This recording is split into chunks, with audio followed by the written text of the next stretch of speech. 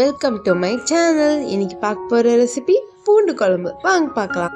அதுக்கு தேவையான பொருட்கள் 2 தக்காளி அரைச்சி எடுத்துருக்கேன், 2 வெங்காயம், 1 தக்காளி கட் பண்ணி எடுத்துருக்கேன், கொஞ்சம் புளி, 1 ஸ்பூன் மிளகாத்தூள், 3 ஸ்பூன் தனியாத்தூள், பூண்டு, கருவேப்பிலை, சீரகம், வெந்தயம், கொஞ்சம் மஞ்சத்தூள்.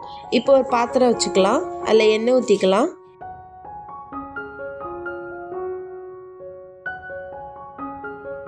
எண்ணெய் சூடானதும் நம்ம தாளிக்க கடுகு சேர்த்துக்கலாம். கடுகு நல்லா பொரிஞ்சு வந்தோடனே நம்ம சீரகம் சேர்த்துக்கலாம். வெந்தயம், கருவேப்பிலை, பூண்டு சேர்த்து நல்லா வதக்கி விட்டுறலாம்.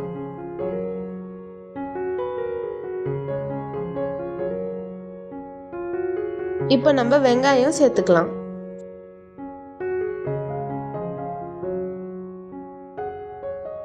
தேவையான அளவு உப்பு சேர்த்துக்கலாம்.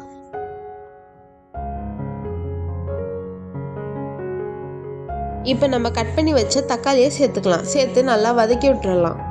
தக்காளி நல்லா வதங்கிருச்சு. இப்போ நம்ம அரைச்சி வச்ச தக்காளி பேஸ்ட்டை சேர்த்துக்கலாம். சேர்த்துட்டு நல்லா மிக்ஸ் பண்ணிக்கணும். இப்போ மஞ்சத்தூள் கொஞ்சம் சேர்த்துக்கலாம்.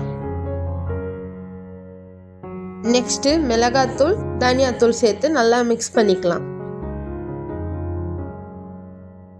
இப்போ நம்ம மசாலா நல்லா வதங்கி வந்துருச்சு. இந்த ஸ்டேஜில் நம்ம கரைச்சி வச்ச புளி தண்ணியை சேர்த்துக்கலாம்.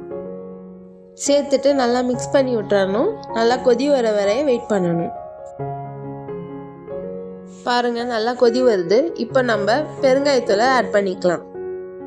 கொத்தமல்லியும் கொஞ்சம் சேர்த்துக்கலாம். சேர்த்துட்டு நல்லா மிக்ஸ் பண்ணி விட்டுறலாம். அவ்வளோதாங்க, நம்ம சுவையான பூண்டு குழம்பு ரெடி.